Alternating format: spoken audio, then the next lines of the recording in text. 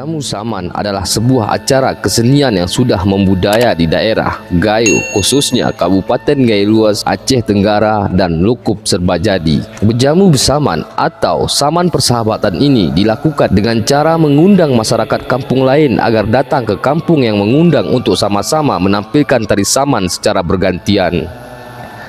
Dalam pelaksanaannya, kedua kampung ini akan mempertunjukkan kehebatannya secara bergantian. Biasanya, untuk yang pertama kali mendapatkan kesempatan untuk mempertunjukkan kehebatannya atau disebut memangka adalah kampung yang mengundang atau disebut sukut sepangkalan. Sedangkan kampung yang diundang atau jamu atau tamu akan meniru gerakan yang dimainkan oleh sukut sepangkalan yang biasa disebut dengan ging. Setelah sukut sepangkalan selesai memangka sesuai dengan waktu yang disepakati, maka giliran memangka adalah tamu atau jamu, dan begitu seterusnya selama pelaksanaan bejamu besaman berlangsung.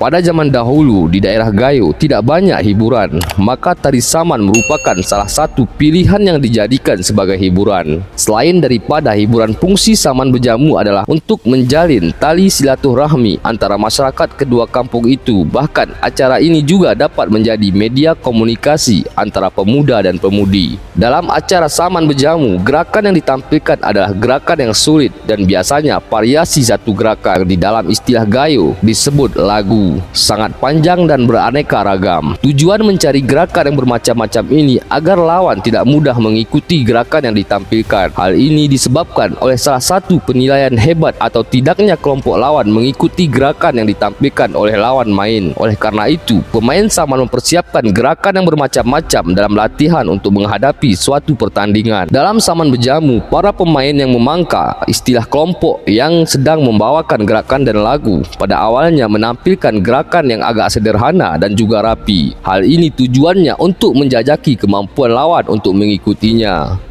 Jika ternyata gerakan yang masih sederhana ini tidak bisa diikuti lawan yang mengikutinya belum kompak, komandan kelompok atau penangkat belum mengubah gerakan lagu yang ditampilkan. Akan tetapi, jika lawan sudah mampu mengikutinya dengan baik, pihak yang memangka dengan cepat mengubah gerakan menjadi gerakan yang lebih sulit. Jika komandan kelompok atau penangkat kurang jeli melihat gerakan yang ditampilkannya sudah dikuasai oleh lawan, para anggotanya mengingatkannya dengan nyanyian-nyanyian selingan kepada komandan bahwa gerakan yang ditampilkan sudah dikuasai lawan. Dengan demikian, penangkat akan sadar bahwa gerakan sudah dapat diikuti lawan, maka dengan cepat pula dia menukar gerakan yang ditampilkan. Komandan kelompok atau penangkat sering juga mencari strategi dengan cara cepat mengubah gerakan agar tidak mudah dikuasai lawan dan beberapa waktu kemudian kembali lagi pada gerakan yang sudah pernah ditampilkan. Jadi seorang penangkat harus mempunyai strategi untuk mengecoh lawan agar tidak mudah mengikuti gerakan yang ditampilkan. Jika strategi ini tidak mampu mengatasi kelihayan lawan, biasanya kelompok masing-masing memiliki gerakan simpanan yang hanya ditampilkan dalam keadaan mendesak. Artinya, setiap kelompok mempunyai lagu atau gerakan pamungkas sebagai pelindung terakhir dari kekalahan dalam pertandingan. Kelompok yang mahir dalam tarian saman kadang-kadang memiliki beberapa gerakan pamungkas sehingga tidak mudah dikalahkan lawan dalam pertandingan. Saman jalu antar kampung yang lebih dikenal dengan istilah bejamu besaman dilakukan dengan dua cara. Pertama, saman saraingi atau atau saman satu malam. Saman saraingi dilakukan semalam suntuk dengan cara bergantian memangka antara sukut, sepangkalan, dan jamu, yang biasanya untuk memangka dimulai oleh sukut sepangkalan. Saman saraingi ini biasanya dilakukan hanya pada hari raya Aidilfitri, hari raya Idul Adha, dan Maulid Nabi Muhammad SAW. Kedua, saman rualu ruaingi atau 2 hari 2 malam. Saman rualu ruaingi ini dilakukan selama 2 hari 2 malam secara terus-menerus dengan cara bergantian memangka antara sukut, sepangkalan, dan jamu, yang juga diselingi dengan tarian binus untuk menghibur para penari saman yang sudah kelelahan. Di dalam pelaksanaan saman jalu, seluruh konsumsi dan akomodasi ditanggung oleh pihak sukut sepangkalan atau tuan rumah selama 2 hari 2 malam.